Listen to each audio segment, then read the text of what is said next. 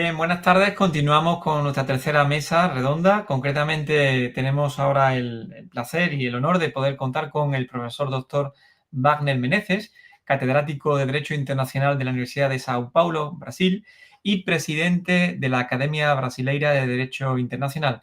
Gracias, Wagner, por estar aquí, por dedicarnos tu tiempo y encontrar un espacio en tu agenda y poder compartir pues, una reflexión sobre la justicia transicional en nuestro Congreso. Buenas tardes, Wagner. Buenas tardes, professor Victor Gutierrez Castillo. Um grande honor estar aqui contigo, com todos os que estão nesta conferência, nesta discussão, nesta entrevista. E para mim também é um honor falar um pouquinho da situação transicional em Brasil. Pues precisamente de eso es lo que queríamos hablar. Te habíamos emplazado en este congreso porque hemos estado hablando del caso español, pero también hemos partido del derecho comparado, de lo que ha ocurrido en Argentina, de Chile, incluso en Marruecos, que también ha habido una ley sobre memoria y justicia transicional. Y nos gustaría conocer un poco cómo fue el proceso de transición en Brasil, si fue a través de una ley, qué papel jugaron los jueces y las medidas de reparación, si las hubo. Perfeito. Bien, para compreender a situação transicional em Brasília, é preciso ter em conta que vivemos aqui um período muito duro, um período de repressão que durou entre 31 de março de 1964 e 15 de março de 1985. Então, tivemos aí um longo período que compreendeu um processo de inter-relação com o que se passou em América Latina. É preciso compreender que todos esses processos, estes movimentos sincrônicos que se passaram em Latinoamérica, foram articulados por diferentes países latino-americanos naquilo que se convencionou chamar Operação Condor. Uma operação articulada a partir dos Estados Unidos, e isso tem documentos comprobatórios desta Operação Condor, que se deu uma ação articulada de países como Argentina, Chile, Brasil e outros países em Latinoamérica. E tivemos aqui um longo período de ditadura militar que se passou exatamente com a aplicação de diferentes atos institucionais que consolidaram este regime.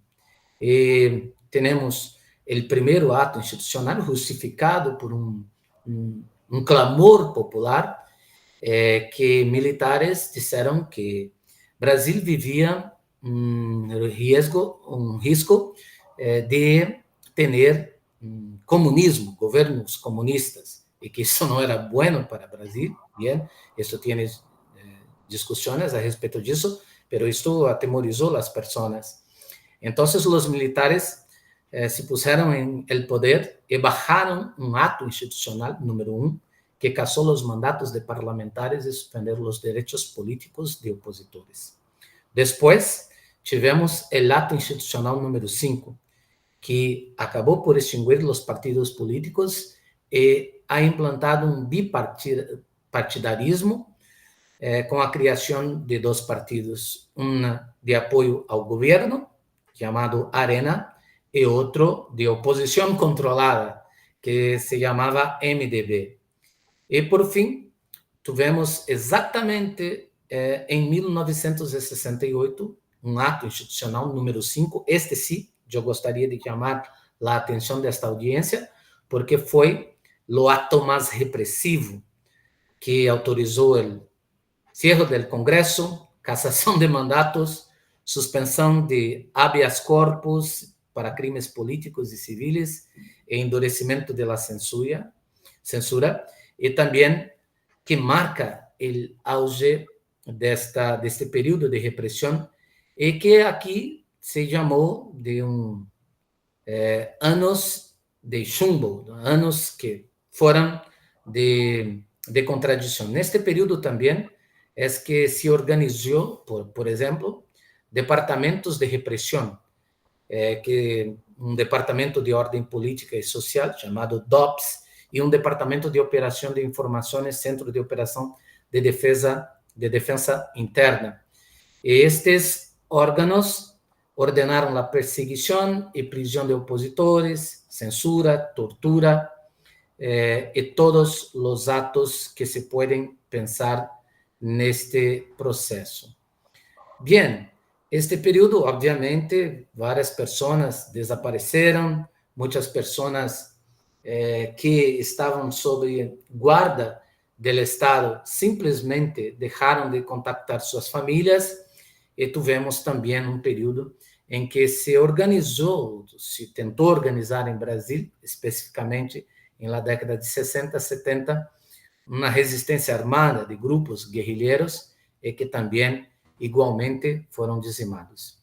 Este período ha durado hasta que o próprio regime se autodegradasse e perdesse seu apoio regional, seu apoio de los Estados Unidos, que tinha grande influência sobre esses sistemas, e a partir exatamente da década de 70, com o processo de fragmentação da economia também, especificamente a partir de 1974, se passa a discutir um processo de transição para a redemocratização do país. Existia uma consciência de enfraquecimento deste próprio regime militar, com a perda de apoio internacional. Então, os generais passaram a administrar, declarar um processo de redemocratização.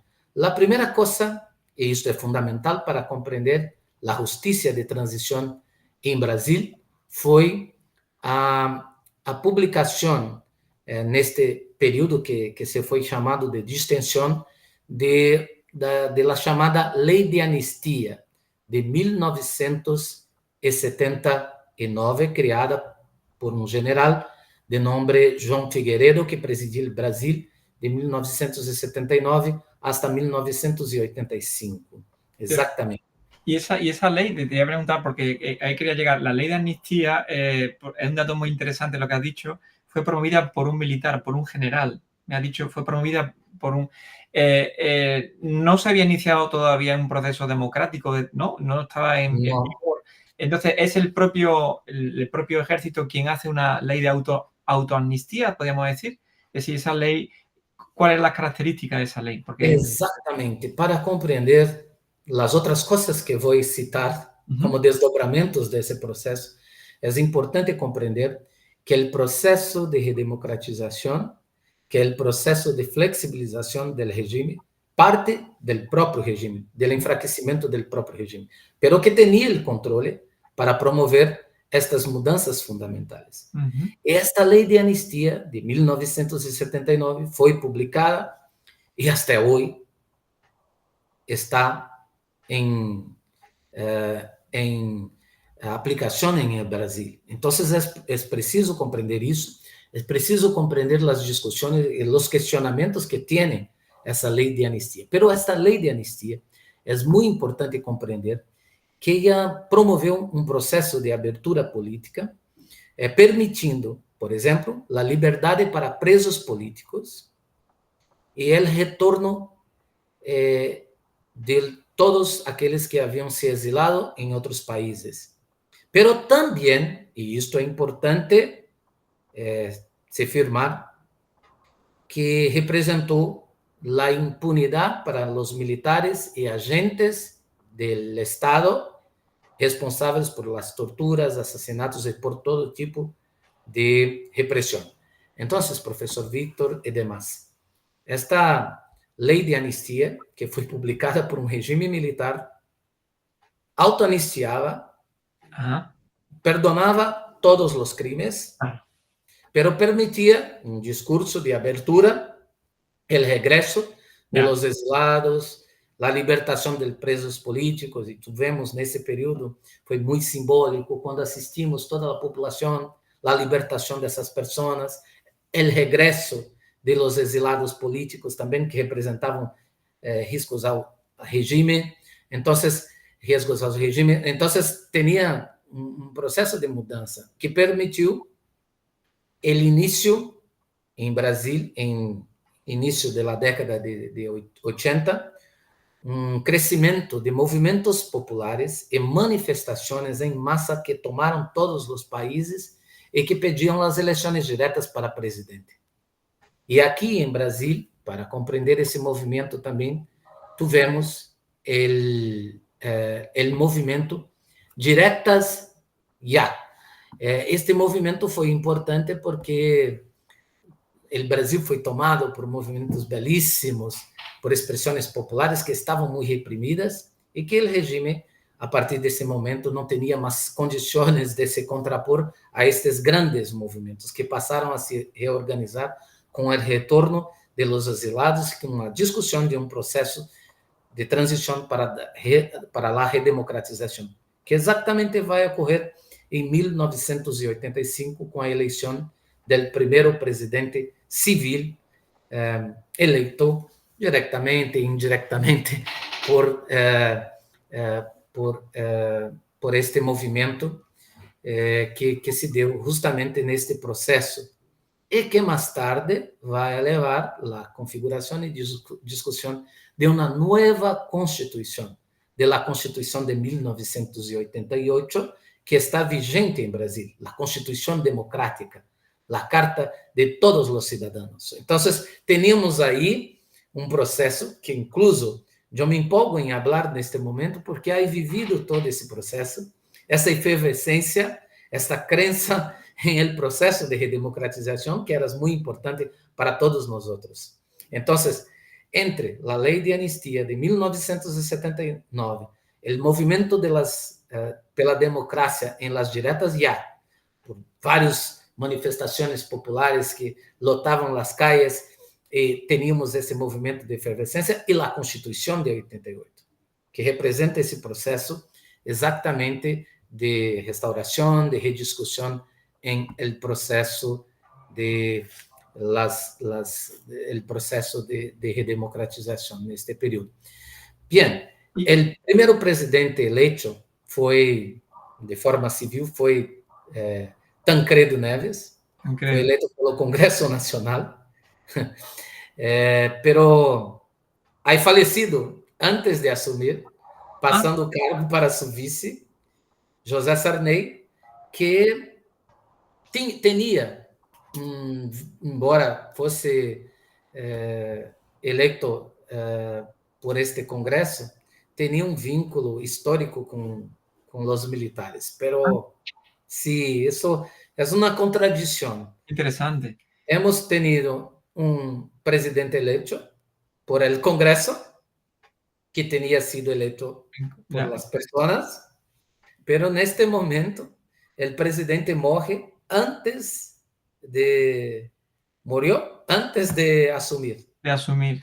Y te iba a preguntar, Wagner, esta ley, ¿qué pasó después? Si ha habido, yo no, lo desconocemos o lo desconozco, ¿ha habido un proceso de revisión desde la Corte Suprema o de la Corte Constitucional en Argentina, en Chile, incluso en España? ¿Ha habido pronunciamientos del Tribunal Constitucional, de lo que se llama la Corte Suprema, sobre la compatibilidad de la ley de amnistía con los estándares de derecho internacional o con los estándares, las autoamnistías, por ejemplo? Hay una tendencia en la Corte Interamericana de no aceptar esas medidas, ¿no? O algún tipo de medidas, como el caso de la amnistía de los genocidios o de las torturas, que no son amnistiables según la jurisprudencia de la Corte Interamericana.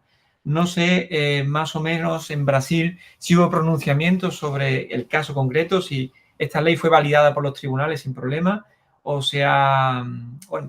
o ha sido modificada. Perfectamente, professor Victor. Depois deste grande movimento, é que finalmente se inicia um processo de rediscussão, de um processo de transição que poderia caracterizar o processo de transição em Brasil, assentado sobre 4 princípios fundamentais. Então, o processo de transição, amoldado por esses movimentos, se reveste em el derecho a la verdad. Ajá. La población y las víctimas tenían derecho de conocer la verdad sobre las violaciones de derechos, los responsables de circunstancias que ocurren. El derecho a la justicia, los responsables por crímenes contra la humanidad, las violaciones de derechos deberían ser responsabilizados. la reparación a las víctimas de ese proceso de represión y las reformas institucionales, especialmente pela conscientización del sistema evolutivo en Brasil. Entonces, hemos tenido esta ley de amnistía, que apenas se limitaba a perdonar los crímenes y permitir el retorno de las personas, la Constitución de 88, y ahí yo tengo que decir que la Constitución de 88 representó un movimiento muy importante, porque siempre que se habla a respecto de justicia de transición, no podemos nos apartar de la idea de respecto a los derechos humanos. Existe un comprometimiento absoluto de toda la Constitución, y esta es una gran diferencia con las constituciones anteriores, incluso las constituciones otorgadas, que prevían normas de respeto a los derechos humanos, que es una mentira completa, pero tenía ahí normas. Pero la Constitución de 88 tiene un comprometimiento absoluto con los derechos humanos, estabelecendo en su núcleo duro las regras de derechos humanos, reproduzindo os direitos individuais, os direitos sociais, que são reflexo de um processo de discussão dos direitos humanos em el sistema internacional, a partir da Declaração Universal dos Direitos Humanos, Pacto de los Direitos Civis e Políticos, Sociais e Culturais. Então, isso todo se traspassa para a Constituição de 88, que reforça esse processo de transição e todos os direitos das vítimas. E depois foi instituído solamente em 2011 e 2014, e aí sim, em um contexto já de democracia testada, aprimorada, que se estabeleceu uma comissão nacional para investigar de forma livre as graves violações de direitos humanos ocorridos entre 1964 e 1985, ou 1946 e 1988, dentro desse período de relatório que acabou abarcando essa discussão, e que seu relatório, em 2014, detalhou métodos de tortura, assassinatos, desaparecimento, e apontou responsáveis dentro deste processo de discussão. Isto também deve ser reforçado por uma lei que se aprovou em 2011, que é a Lei de Acesso à Informação. Isto é, o Congresso ha aprovado, junto com a Lei de Anistia de 1979, a Lei de Acesso à Informação de 2011, que possibilitava que documentos históricos fossem acessados por la população e por famílias das vítimas, fortalecendo o direito de la verdade. Uma coisa que devo dizer é que Brasil solamente vai aderir ao Pacto de los Derechos, o Pacto Regional de los Derechos Humanos, chamado aqui de Pacto de São José, a nosso Pacto Interamericano de Direitos Humanos, solamente em 1992. 92, fíjate. E isto é importante dizer porque a Constituição permitia a primazia de tratados de direitos humanos, permite, em artigo 5º, parágrafo 2º, a primazia de tratados de direitos humanos. Pero, solamente em 1982, o Brasil ratifica internacionalmente esse tratado, e é importante para compreender a submissão do Estado brasileiro à Corte Interamericana de Direitos Humanos, ao Sistema Interamericano de Direitos Humanos. Mira, solamente em 1998, Brasil reconhece a jurisdição da Corte. Sí. Então, tem um processo também para o reconhecimento. E aqui, obviamente, surgiram várias discussões internas a respeito do cumprimento das normas de direitos humanos previstas em la Constituição. Obviamente que a Constituição, como a Espanha, tem um valor hierárquico muito maior que uma lei de anistia, que uma lei de acesso à informação, que apenas robustecem e disciplinam os mecanismos para fazer as coisas. Entonces, era de se pensar aqui, professor Víctor e audiência, que nós entonces teníamos um momento perfeito, porque a Constituição garantia todos os direitos los derechos humanos previstos en el sistema interamericano, pero solamente en 1992 en complementa a Constitución. Entonces teníamos internamente discusiones jurídicas en diferentes cortes y aquí tiene una particularidad muy importante en el sistema brasileño, porque aquí tenemos una corte de carácter más ordinario, civil, de la legislación ordinaria, y tenemos una Corte Constitucional, que es la Corte Suprema, el Supremo Tribunal Federal, que juzga todas las cuestiones constitucionales y que se apresenta mucho más no como exactamente un tribunal jurídico, pero un tribunal político. Sus miembros, 11 miembros, son indicados por el presidente y pasa por una sabatina en el Congreso. Esto es un proceso.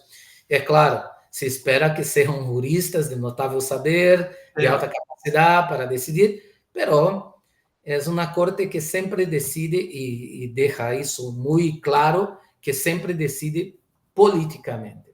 Imagino. Então, para finalizar esta discussão a respeito da justiça de transição, porque em la justiça de transição tivemos casos emblemáticos que passaram a ser discutidos, que já eram colocados muito claramente por esse sistema internacional, por grupos de reclamação, que, por exemplo, foi o caso Gomes Lund, ou Guerrilha do Araguaia, em lo caso que guerrilheiros desaparecidos, tivemos guerrilheiros que foram totalmente desaparecidos, e a Comissão de la Verdade, em seu trabalho, ha descoberto que existia um verdadeiro cemitério de guerrilheiros que haviam sido mortos por el sistema.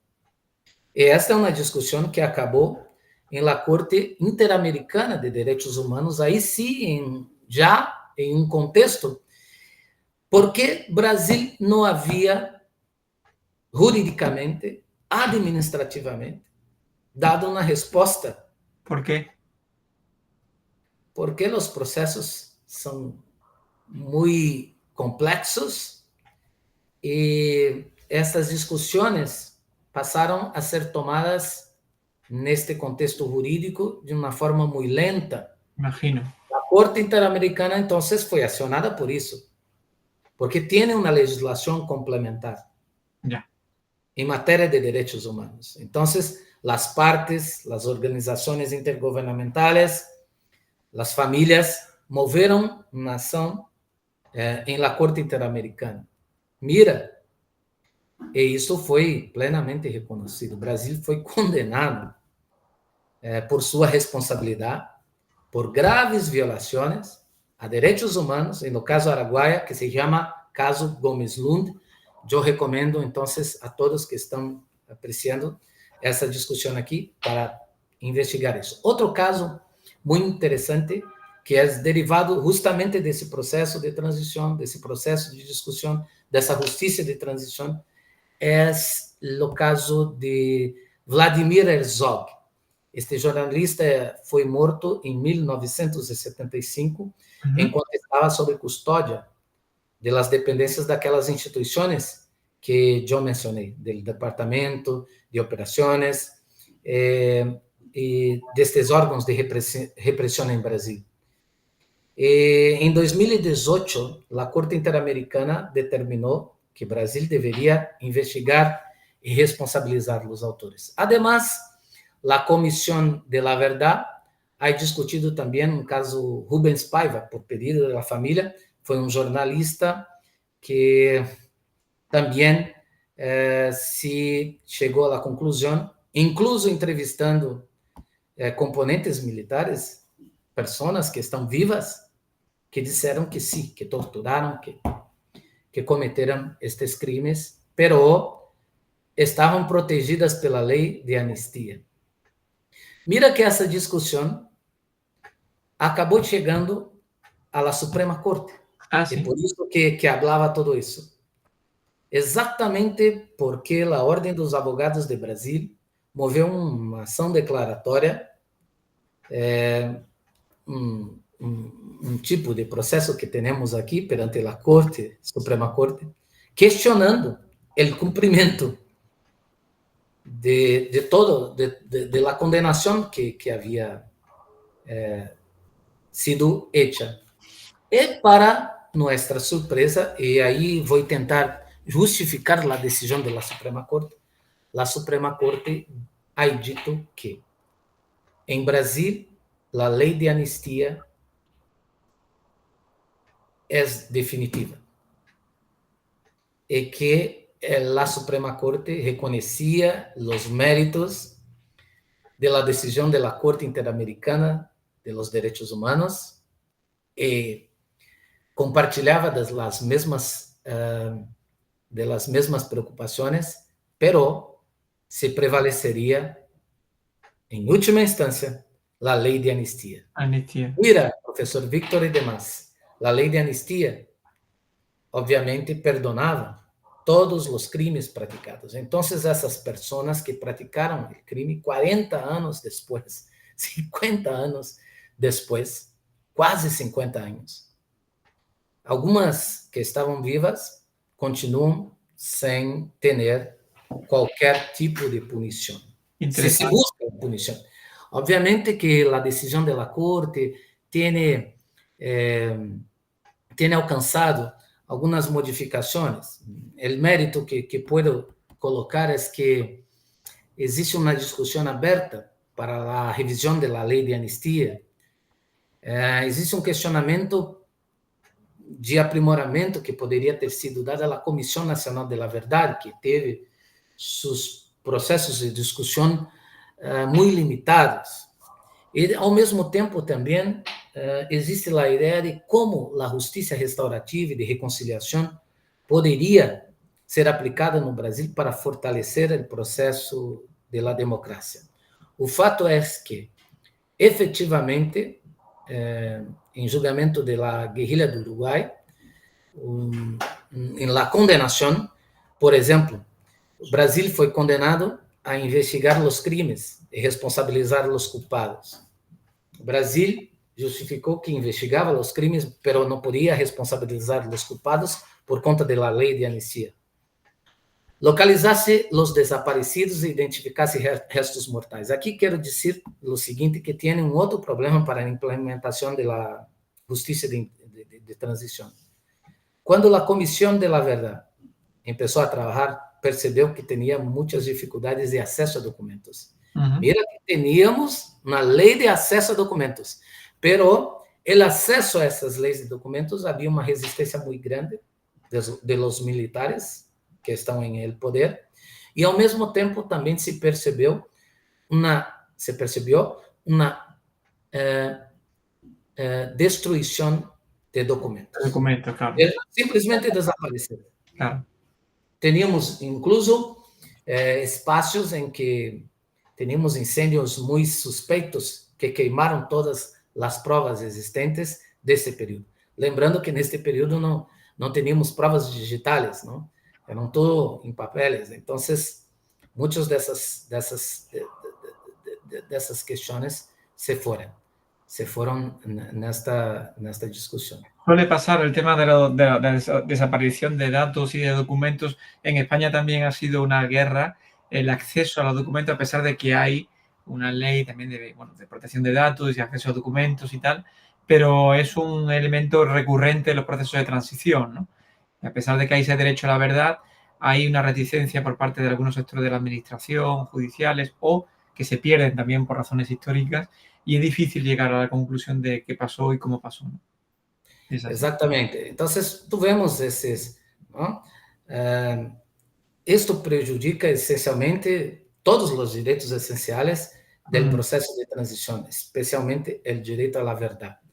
Pero as famílias estão sendo reparadas por el Estado brasileiro, são reparações simbólicas, muitas vezes construções de memoriais, publicação de relatórios. Essas discussões estão se se arrastando en la justicia brasileña para una indemnización, pero también es importante comprender que se abrió una discusión en la reforma de las instituciones, pero essas reformas são lentas. Estamos aí há 40, quase 50 anos enfrentando esse processo. Agora, fundamentalmente, é preciso compreender. Há tenido uma discussão jurídica, uma discussão em que a Suprema Corte, em que a maiorança de los juízes dessa Suprema Corte hablam a respeito de los direitos humanos em diferentes conferências internacionais. Pero os direitos humanos aqui me parece que foram limitados. Pero vamos tentar compreender, para finalizar essa discussão, professor Vitor, tentar compreender a ideia da Suprema Corte brasileira. A Suprema Corte brasileira entendeu que a lei de anistia foi um pacto social importante para a sociedade brasileira e que permitiu, que foi a única forma de permitir o processo de redemocratização. Foi uma concessão do regime para que o regime pudesse permitir a redemocratização do país. E compreendendo assim, é importante mirar para, de forma interna. Nós outros internacionalistas sempre temos, e também humanistas, sempre tensionamos em interpretar as coisas sempre como um processo de máxima efetividade dos direitos humanos, como um processo de interpretação multinível dos direitos humanos, mas aqui nesse caso tinha essa particularidade, por conta dessa lei de anistia como um pacto social de um processo de transição. E que, por isso, a Suprema Corte reconhece sua primazia. Mira que se considerarmos todo o catálogo, se eu, ustedes, se nós fôssemos tomar uma decisão a respeito, eminentemente de uma interpretação normativa, obviamente nós recorreríamos à primazia da Constituição. Pero neste caso, a Suprema Corte reconheceu que especificamente sobre essa matéria nós deveríamos observar a lei de anistia. Interesante. E isso emperra em muito o processo de transição. Totalmente. Para sumarizar, eu gostaria apenas de dizer: a lei de transição, a Comissão de la Verdade, a lei de informação foi importante e creio que terá impactos profundos em las novas gerações, em el processo de discussão a respeito da importância da democracia e de não recorrermos jamais às armas, ao controle do Estado por militares. Pero que isto se pode deixar a sociedade sempre atenta. Pero esto ustedes saben muy bien en España, ustedes saben muy bien en Europa, que es siempre una zona limítrofe de discusión y que existe siempre un riesgo a la democracia. Todos los momentos estamos viviendo este problema en la democracia, do regreso de discursos radicales, especialmente a la derecha, que procuran, obviamente, invocar un eufemismo sobre el tiempo del militarismo y la importancia del militarismo para la sociedad. Pero que este debate de la justicia de transición esté siempre presente en los medios jurídicos, aprimorando los debates a respecto de los derechos humanos. Sí, porque además la democracia es muy frágil, es decir, que nadie puede pensar que los derechos son irreversibles. Los derechos son innatos, pero su reconocimiento y protección, desafortunadamente, pueden ser reversibles por parte de los Estados. Hay que protegerlos y por eso actividades de memoria democrática y memoria histórica son fundamentales, porque también forman parte del proceso de reparación, es decir, de reparación colectiva, es decir, no solamente la sanción punitiva, sino también el reconocimiento de lo que pasó. De hecho, en España hemos escuchado en una de las conferencias de una sentencia muy reciente que los jueces han dicho que prevalece el derecho de la colectividad a la memoria democrática frente a la protección de datos de personas concretas que fueron fallecidas, que fueron verdugos o represores y cuyos familiares se negaban a que sus datos fueran, expuestos en público. Entonces, hay una sentencia en la que considera que esos bienes jurídicos prevalece la memoria democrática, el derecho a la verdad, ante la protección de datos. Pues con esto quería agradecerte, Wagner, profesor Meneses, su conferencia, su charla, coloquio, porque nos ha ayudado mucho a comprender también la idiosincrasia de Brasil, porque cada país tiene su propia solución. Es decir, en el caso de Marruecos tiene la suya, España la suya, y el tema de la justicia transicional nos ayuda mucho a comprender cómo desde hechos comparados se han hecho soluciones a un mismo problema, que es el de intentar recuperar la memoria en procesos de transición. Gracias, Wagner. Te emplazo a que continúes con nosotros en el programa. A continuación hablará Ignacio Perotti y David Tenzamani para hablar del caso de justicia transicional en el mundo árabe. Y te emplazamos, por lo tanto, a que sigas con nosotros en este congreso. Muchas gracias. Muchas gracias. Hasta luego. Gracias a todos.